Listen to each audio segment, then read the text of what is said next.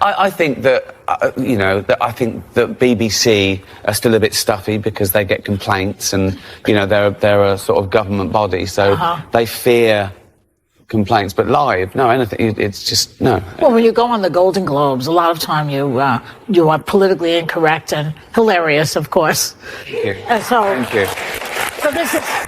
Well, yeah, well, that's the thing about offence, isn't it? When people say they're offended, it's that just because you're offended. In a candid and thought-provoking conversation, comedian Ricky Gervais sits down with Joy Behar to talk about the changing world of comedy, political correctness, and why he believes in the importance of freedom of speech. Known for his sharp humor and fearlessness when it comes to pushing boundaries, Ricky argues that being offended is completely subjective. Just because someone is offended doesn't mean they're right, and humor should never shy away from tough topics. Ricky reflects on his rise to fame, his working-class roots, and how comedy has always been his way of dealing with life's challenges. With his signature wit, he makes a compelling case for why comedy needs to stay bold and unapologetic, no matter who it might upset. During a recent appearance on The View, Ricky tackled political correctness head-on, reminding the audience that not everyone will agree on what's offensive. Trying to please everyone, he points out, is a losing battle, especially when comedy often tackles sensitive or controversial issues. The key, according to Ricky, is embracing the freedom to offend, because humor plays an essential role in confronting society's most uncomfortable subjects. Now, after a 7-year break, Ricky's back with his first stand-up special in years, and this time, he's taking on everything humanity. Please welcome back the hilarious and always entertaining Ricky Gervais. Before we dive into the fabulous and quite funny Ricky Gervais. So, before we get into what the special is about, the question everybody wanted me to ask you is, are you excited about the royal wedding? You can't even say it with a straight face. Am I excited about the royal family? Yeah. No. The royal wedding. No. I'm not excited about it. Listen, I've got nothing against the royal family, but I don't like any of that sort of frivolous nonsense gossip. I actually know William and Harry. They've come to about 2 or 3 of my gigs. But no, I mean, it's on every paper all the time. My news show. It's like, oh no, I'm not interested at all. I wonder, Thanks for asking. Just on the same subject, though, when I was in England trying to do stand-up there, you can't say anything about the Queen. They have a fit, and they won't laugh. Is that true when you do it? No, not anymore. Not my crowd. Well, it was then. No, I mean, I think that I think that BBC are still a bit stuffy because they get complaints, and they're a sort of government body, so they fear complaints. But live, no, anything, it's just, no. Well, when you go on the Golden Globes, a lot of time you are politically incorrect and hilarious, of course. Thank you. Thank you. So this is... Well, yeah, well, that's the thing about offence. Question everyone wants me to ask. Are you excited about the royal family? Laughs, am I excited about the royal family? No, not really. I mean, I don't have anything against them, but all that royal wedding stuff, nah, not for me. I get it, it's a big deal for some people, but honestly, it's all a bit of a sideshow for me. Now, I've met William and Harry. They've come to a few of my gigs. But I'm just not into it. I see it in every paper, every news cycle, and I'm just not interested. Speaking of which, when you were doing stand-up in England, wasn't there a time when you couldn't joke about the Queen? People would get really upset, right? Yeah, not anymore though. Things have definitely shifted. The BBC used to be a bit stiff about that kind of thing because they get a lot of complaints and, well, they're a government-funded network, so they tend to play it safe. But now? Nah, people are more relaxed about it. Of course, when you hit the Golden Globes, you're known for being politically incorrect. As well, I think you've got to deal with taboos and contentious issues, and sometimes you deal in irony, and some people don't get that. But, you can't legislate against stupidity, otherwise you'll be doing nothing. So if you're saying anything...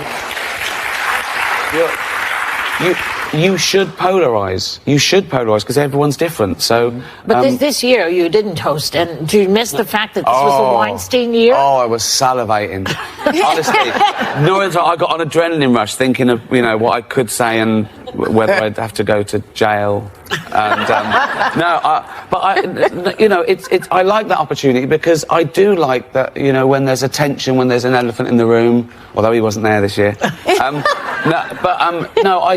do like that because I do like confronting that because I think it takes the audience to a place it hasn't been before, and it can be a mutual backslapping, you know, fest. Fine, but don't televise it, you know, because I'm not doing it for the 200 egos in the room. I'm doing it for the 200 million people watching around who aren't winning awards, who aren't millionaires, and who don't care about winning the awards. Right. Humanity, which we mentioned, is your first comedy special in 7 years, and you say that it's the right time for it, the subject matter. Wow. Yeah, well, I left it for 7 years, not on purpose. I was doing other things. I did a series, I did Derek, I did a couple of movies, and I pushed it back because I always thought that I get it, it's a big deal for some people, but honestly, it's all a bit of a sideshow for me. Now, I've met William and Harry. They've come to a few of my gigs, but I'm just not into it. I see it in every paper, every news cycle, and I'm just not interested. Speaking of which, when you were doing stand-up in England, wasn't there a time when you couldn't joke about the Queen? People would get really upset, right? Yeah, not anymore though. Things have definitely shifted. The BBC used to be a bit stiff about that kind of thing because they get a lot of complaints, and, well, they're a government-funded network, so they tend to play it safe. But now? Nah, people are more relaxed about it. Of course, when you hit the Golden Globes, you're known for being politically incorrect and hilarious as always. Well, that's the thing about offense, isn't it? Just because someone's offended doesn't mean they're right. In my comedy, I don't shy away from challenging taboos. I think humor should push boundaries, even if not everyone gets it or appreciates it. We're supposed to confront difficult subjects, not just go along with what's easy or popular. Ricky embraces the idea that comedy should spark critical conversations, especially when it comes to difficult or sensitive issues. He knows that his humor can be polarizing, but he sees that as an essential part of his craft. By tackling the uncomfortable or controversial, he aims to take his audience to new, thought-provoking places, even if not everyone agrees with him. Offense is all about feelings, and feelings are personal, Ricky explains. Some people are offended by equality, so what do you do with that? You can't second-guess people. If you try to please everyone, you end up pleasing no one. Comedy should challenge taboos and address contentious issues head-on. Sometimes that means using irony, and not everyone gets it. But you can't avoid being controversial just to keep people happy. If you're saying anything at all, you should be ready to polarize because everyone sees things differently. Shifting gears, Joy asks if Ricky misses hosting events like the Golden Globes, especially the year Harvey Weinstein was a big topic. Laughs, honestly. I was salivating at the thought of it. That year, I was all adrenaline. It would have been a field day. all the bad things, that's a waste, because that's exactly what we should joke about. I also feel that when you talk about people who have gone to the next world, whatever that is, that you're keeping them alive in a way. Well, yeah, they exist. Yeah, they're still there. Yeah, of course. Yeah. And, you know, I tell it, you know, there was a lot of truth, so I tell the truth, you know. It's not just this idealised view of your mum. You tell, you know, why... I remember when I was 12, I got older brothers and sisters, which is why I'm like I am, I suppose. I had to show off to be heard, right? And they're much older than me. They're like 11, 13 and 14 years older than me. And I remember when I was about 12, I said to my mum, why are my brothers and sisters so much older than me? And she said, you were a mistake. And there you have it. I just laughed. You know, it's true, because sometimes it's also the way you can grieve. Because when my brother passed, I mean, when I started talking about it in my show, because it was like, I couldn't understand how he was more good looking dead than I was alive. That's great. You know, I mean, and people were like, really? I was like, yeah, because you gotta keep, you have to keep talking. You know, you have to keep talking to stay present. Absolutely, you know? Make them part of the thing, and it is with affection. You know, I just think that it's like my mum would have loved it. You know, and they're hilarious anyway. Well, it's That's why funny. we're Funny is funny. disabled. Yeah. Funny is funny. There's no time and a place for being funny. I know some things are sensitive, and I think you have to respect that. And let's get this: I wouldn't be doing those jokes at someone else's mum's funeral. Yeah. Yeah. I don't mind, because I know that Yeah. So let's talk about your partner Jane, because I've met Jane. She's a lovely person. Yeah. You've been with her for how many years? 35? 30 years. Yeah. 30 over years. 30 years. Yeah. Not married yet, though. No. You're never going to get married. No. No. He doesn't like any of that stuff. There's no Did you hear point. that? Yeah. No, there's no, we don't want our families to meet, and But you've said that the key to a happy relationship is separate bathrooms, which I totally agree that's with. a fact. That's a fact. Uh-huh. Yeah. And why is that?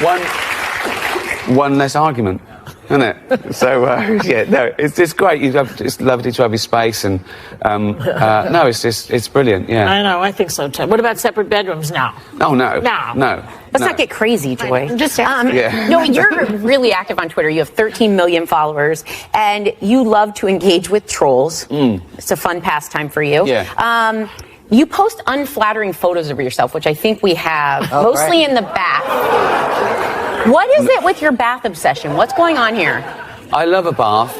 I think it's because when I was little, a bath was like a luxury. We could afford 2 a week each in the family. So now I think that's my luxury. Now you're gluttonous, laying in the bath. Honestly, my baths have got bigger and more luxurious. I have 1 or 2 a day, and so I've got the iPhone. So I think, and it's great to look. You're in that position, and those are taken all around the world. There was Oslo, and I do a relevant, bath pic wherever I go. They're very themed. Do you think They're very themed, yeah. Do you think that growing up poor like you did, and I grew up in a tenement, Whoopi grew up in a project. I was just in Iowa, so. She's from Iowa, whatever. Do you think that makes you funnier? Well, I think so, because that was the thing about growing up. I was born into poverty and welfare housing, and my dad